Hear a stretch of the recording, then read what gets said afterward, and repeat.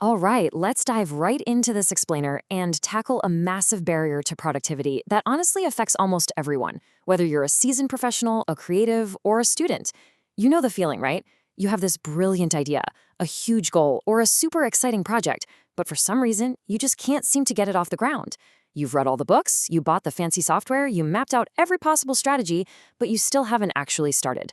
Well, today, we're going to break down exactly why that happens, and more importantly, how to fix it.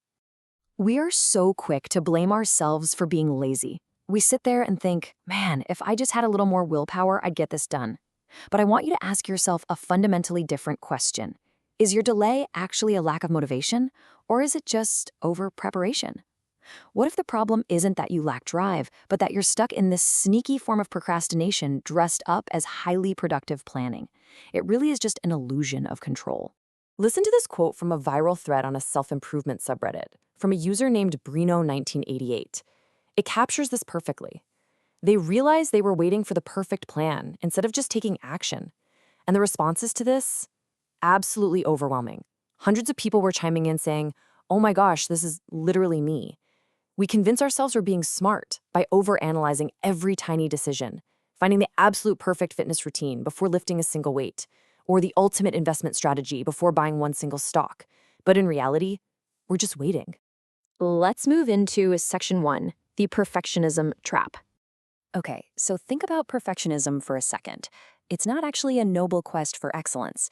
It's much more like a heavy, exhausting suit of armor that we wear to protect ourselves from judgment and shame. From a psychological standpoint, a lot of us learned early on that approval is conditional on flawless performance. So we build up this defense mechanism. We tell ourselves that if we just plan perfectly, we can completely control the outcome and avoid the sting of making a mistake. But that armor, it's heavy, it's prone to cracking, and frankly, it's just an illusion. Over-preparation feels highly productive in the moment, but as productivity expert Ashley Jansen points out, it's actually just a really comfortable way to hide from the fear of starting and potentially failing. Think about it. When you don't actually start, you don't have to be vulnerable. You can just stay safe and cozy in your little bubble of spreadsheets and endless research. But that makes you incredibly inflexible. You might spend weeks mapping out step 47, but the second you finally execute step 1, the real world throws a curveball and that rigid, perfect plan just shatters. So, why do our brains do this to us? Let's jump to section 2, the science of overthinking. Have you ever heard of the paradox of choice? Psychologist Barry Schwartz identified that having too much information actually makes decision-making absolutely terrifying. We have never had more access to high-quality information than we do right now, but instead of empowering us, it totally paralyzes us. We research the pros and cons of every microscopic detail. Get this, Googling the phrase analysis paralysis spits out over 1.3 million results. I mean, talk about an ironic black hole that just confuses us even further. And then we have this absolute gem, Parkinson's Law. Coined by C. Northcote Parkinson way back in 1955, this law basically proves that if you give yourself infinite time to plan a project, your brain will artificially inflate the planning process to fill that infinity. So if you have 2 weeks to plan a website launch, it takes 2 weeks. But if you give yourself this open-ended, oh, we'll launch it when it's ready kind of timeline, you are going to be planning that website for the next 3 years. Guaranteed. It is absolutely crucial to recognize the difference here between movement and action. Movement is researching productivity hacks, organizing your spreadsheets for the 5th time, or buying another shiny new planner. It's striving for that illusion of control. Action, on the other hand, is writing a really bad first draft. It's doing a clumsy workout. It's hitting publish on a messy website. Movement feels like you're getting things done, but it never produces a result. Action is messy, it's uncomfortable, but it is literally the only thing that moves the needle. Which brings us right to section 3, the planning fallacy. Our brains are actually terrible at predicting the future. This is an optimism bias made famous by Daniel Kahneman and Amos Tversky. In a classic 1994 study, researchers asked university students to estimate how long it would take to finish their senior theses. The students confidently guessed about 33.9 days. They even gave a worst-case scenario estimate of 48 days, but the actual reality? A stark 55.5 days. We suffer from something called presentism. We imagine the future while feeling totally calm and focused in the present, completely forgetting that past projects were derailed by traffic, sickness, interruptions, you name it. And hey, don't feel bad, because this isn't just a problem for stressed-out students. Even world-class experts fall victim to the planning fallacy. A scaled-down version of the Sydney Opera House opened a full decade late. 10 years. And the budget? The original estimate was $7 million. The actual delayed completion cost, an astonishing $102 million. No way, right? But it happens everywhere, from the Big Dig in Boston to the James Webb Space Telescope. We simply cannot predict the future with a perfect plan. Okay, so we know the problem, we know the science. Now let's talk about the antidote. In Section 4, the 70% rule. This is the golden rule of execution, and it is a total game changer.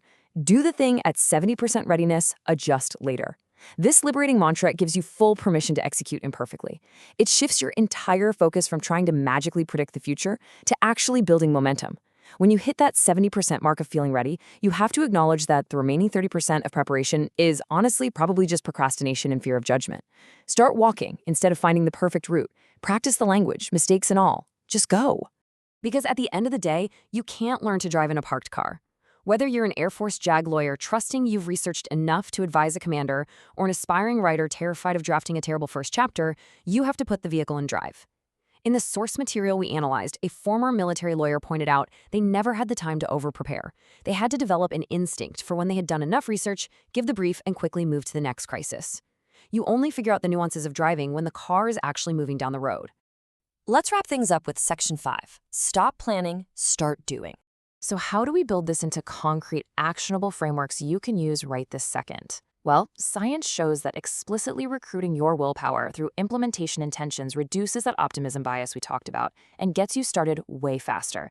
If you just tell yourself, I'm going to write my book, that is way too vague. You need to say, tomorrow at 8 a.m., sitting at my kitchen table, I will write exactly 500 words. When you break things down into tiny segments and set really specific triggers, studies show you get interrupted less and your time predictions actually become realistic.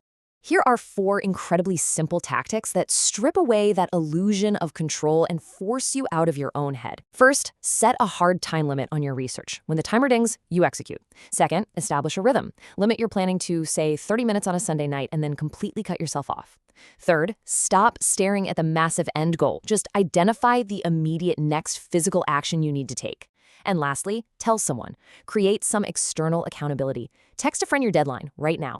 As Voltaire so perfectly put it, best is the enemy of the good. You have got to let go of perfect and embrace good enough. Meaningful progress is never going to come from perfect preparation. It comes from showing up, facing that feeling of vulnerability, and making real-world adjustments on the fly. So what are you going to start doing today at 70% readiness? Because remember, a messy, good reality will always beat a perfect illusion. Thanks so much for joining me on this explainer. Now I challenge you, go out there and take one messy, imperfect action today. You've got this.